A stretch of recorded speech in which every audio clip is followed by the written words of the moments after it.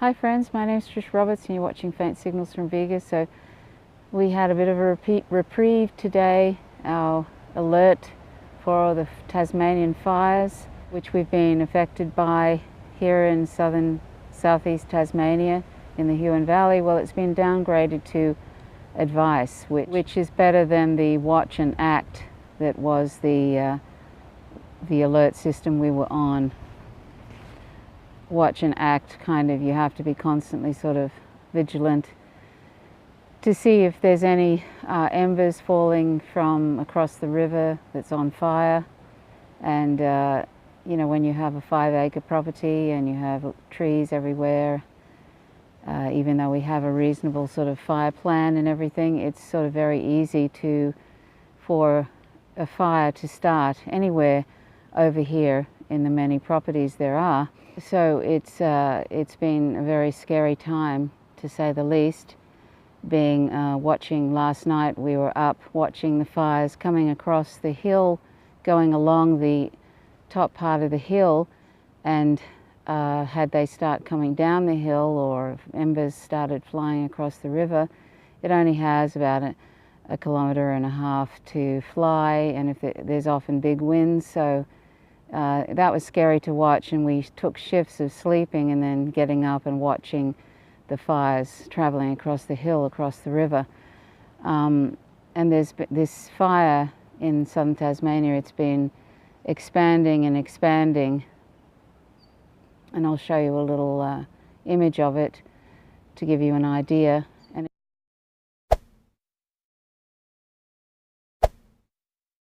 And it just keeps getting bigger and bigger. But they seem to have, for some reason, there's some parts they seem to have diverted it away a little bit from this area. But if winds start to come back and get more fierce, which is likely, and when it reaches 32 degrees Celsius on Sunday, it's possible that it could go back to a watch and act situation. So, and I've said this before, this is what climate crisis, you can't call it change anymore, it's a crisis. This is what climate crisis is bringing all of us today, in one way or another, whether it's Antarctica cold winds that are happening in parts of the United States, or flooding like what is happening in Bangladesh, terrible fires in California, and all over the world there's something that is related to the climate crisis. And the irony of this is, the sad irony I find, like today I was watching a live stream from the Tasmanian Fire Service, and I thank the Tasmanian Fire Service very, very much for the ongoing efforts, and the danger hasn't gone away. And the smoke is still here, but it's much better. I can actually sit outside, which I haven't been able to do for days. But anyway, on this live stream, I thank the Tasmanian Fire Service very much for all their brave efforts and everything. They're real heroes, and the volunteers, and any other people involved that came from overseas. And then toward the end of the live stream, I have to do this because there's no point in holding back anymore. But I said, and we don't need to wait for inert and apathetic governments to do anything to seriously address this climate crisis. We can go vegan. And I said, and there's something you can watch, cowspiracy.com. And of course I got about 10 or 12 people completely lose their minds and became very rude ad hominem attacks on me. You know, and this is the sad thing. It's like everybody cares and everybody wrings their hands about the climate crisis and these crazy fires and the crazy floods and the crazy cold and on and on, until you mention veganism, and then suddenly their taste buds are more important. I mean, that's what it boils down to, because we don't need animal products to survive. We can easily meet all our nutrition requirements from plants and other animal sources, non-animal sources.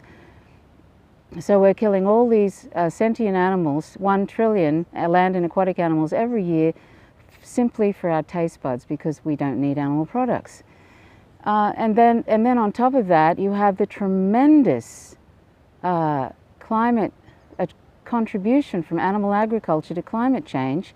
And I'll share these couple of memes that I share regularly because it's the largest study to date about animal agriculture and climate and the climate.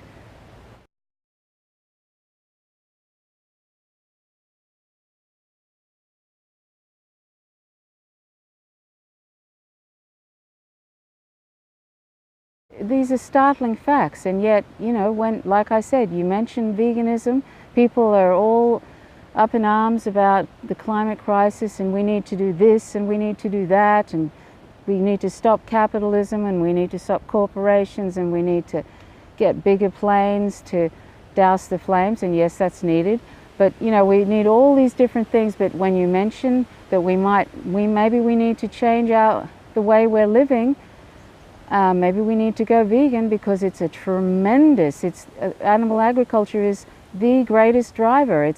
It's bigger than the transport sector. It's causing eutrophication and acidification of the oceans and the destruction of the Amazon rainforest and world hunger and on and on and on. It's a huge, huge problem. And of course, the most important reason is because there's terrible violence to other animals that's completely unnecessary. You know, and you mentioned that, all these things that are so, people should be going, oh my goodness, this is the, you know, this is truly terrible. I should do something. This is obviously something I can do that doesn't rely on governments. No. Instead, people just launch ad hominem attacks because their taste buds are more important, even though plant-based diets are delicious. It makes me despair about our species, the sort of reactions that people, you know, how they respond. And I'm talking about two people on the left who are really great with a whole lot of social justice issues, and they're, you know, really spot on. And then you talk about veganism and it's like, oh, you know, oh no, I can't deal with that. You know, I can't deal with that. That's just asking too much. It's asking too much to get me to change, maybe change my diet and change my way of thinking about sentient animals. No, too much. You know, but they don't even usually respond. People usually just go silent, or they unfollow you or unsubscribe, or just, you know, on Facebook put you on sleep for a while. You know, people don't want to have to think about that. They don't want to have to think about that. They don't want to have to acknowledge it, and because to acknowledge it means they'd have to do something. And you know that saying, everybody wants to change the world, but nobody wants to change themselves. That's so true. And I used to be non-vegan once too. I'm not saying I'm anything. I've participated in the exploitation of animals, but I'm so glad I became vegan, and the only regret I have is that I didn't do it soon enough. That I didn't do it sooner. So anyway, I hope that people, some people, particularly people on the left, who I expect more from, start to sort of stop with this knee-jerk reaction and trying to shut you up or trying to push you away or saying this isn't relevant or not now. There are other things more important. Seriously, there aren't other things more important. If you look at the data and if you look at the violence, there aren't. We can do all these other things. We can do all these other social justice things. We can do all these things to pushing for solar and all sorts of things, right? Ending fracking and all of that, and be vegan. We can do it all. And we don't need anybody's permission to be vegan. Nobody's permission. We don't have to wait for governments to give us permission. We can do it right now and take control ourselves, because governments aren't going to do anything. Look at what they're doing. They're going the other way. Look at the US. Going the other way. They're too busy overthrowing governments, democratically elected governments, and trying to start nuclear wars and trying to gain full spectrum dominance to care about what's going on. They don't care about the planet. And all the greatest drivers of climate change, the animal agriculture and the oil industry, you know, the Western consumers like me, we're the greatest drivers of it. You know, because of our consumption habits. Anyway, so that was a little vent because like I didn't need that after, when on that live stream, I didn't need people, a bunch of people jumping down my throat and being very rude after the sort of, it's been quite traumatic going through this, and it's ongoing still. It's been quite traumatic going through this, having to be concerned that your whole house is going to go up in flames and you'll be kind of homeless, really. Because we built this place ourselves and we haven't finished building it, and we haven't been able to, until we get to a certain stage in the building. I mean, we're living in it, but until we get to a certain stage in the building, we can't get insurance, right? So we're living in a house that doesn't have insurance. So if it goes down, if it goes up in flames, we really are homeless in a way. And I actually started thinking, oh, I think we're going to have to get some freight containers and drill and, cut some doors in them and make that into a dwelling.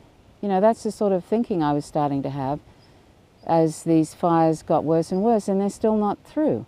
So, we've been under a lot of stress, which I haven't been talking about, that aspect of it, of worrying about being homeless if it comes back and burns our house down, which we've spent years building. We've been going through this terrible stress of wondering if our house is going to burn down, and we're going to, because that'll be it. We won't have another opportunity to build another house. So, it was freight containers. That's the sort of thing, freight containers on a land, which isn't, my idea of, compared to what we're living in now. Of course, there are people in the world that are homeless. There's lots of, these are first world people's problems, but still, it's stressful. Anyway, and you can still hear the helicopters. They're still, the fire is ongoing. There's helicopters all day dipping into the river and dumping large amounts of water onto these fire fronts, but it's just getting bigger and bigger and bigger. And this is the worst fire we've had in Tasmania since 1981, 38 years ago. Every so often Tasmania has some fires, but this is like all over the place. There was at one point 60 fires and 3/4 of them are out of control. This one over the hill is out of control, still. And it's just getting bigger and bigger. And my clothes smell like smoke, I smell like smoke. The air still smells like smoke. I still can't sit out here for much time. I have to pause every so often to, clear my throat. It's no fun. And we've literally, but this is great compared to what it was. Literally, it was thick with smoke, and you couldn't stay out for more than like a couple of minutes. It was disgusting. Just like blue everywhere, and you couldn't see anything beyond. So, it hasn't been a lot of fun. But I want to thank the people that some of my online friends who've been very, very supportive and offered their homes if we needed to evacuate, which I thought we did last night. I thought we put more stuff in the cars because we thought we're going to have to go last night, but for some strange and amazing reason, the fire just kept going across the hill, and that's terrible for those people over there. But it kept going across the hill instead of coming down the hill and then starting to throw embers across the river. So, we were very fortunate. The less said about my family, except for my mother, the better, since none of them seem to have actually called or written to see if I'm okay. But there I have strangers, sort of asking if I'm okay. So there you go. Family is a different kind of a thing sometimes, isn't it? The people that you're actually you're related to in life aren't necessarily the ones that are the supportive ones. So anyhow, and of course I haven't had time to look at what's happening with Venezuela and the US government trying to overthrow a democratically elected government, as they do. But I hope to, at some point, be able to pay attention to other things. I've been following things a little bit, but I've been so stressed out about the thought of losing the home forever, our home, that it's been hard to think about anything else. And also it gets really scary, you know, fires, they can get out of control really quickly in these sort of areas, and the thought of you know, being accidentally trapped or something, that's not a great thought, and the smoke has been just so awful and oppressive.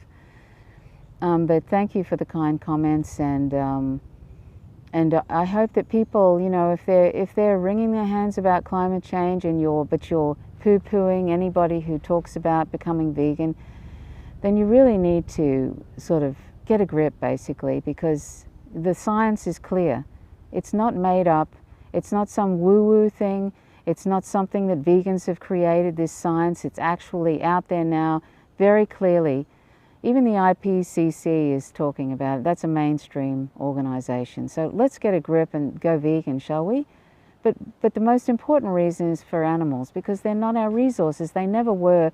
And we're every second of every day there's thousands of animals being tortured and killed for trivial reasons. I mean, can't we stop?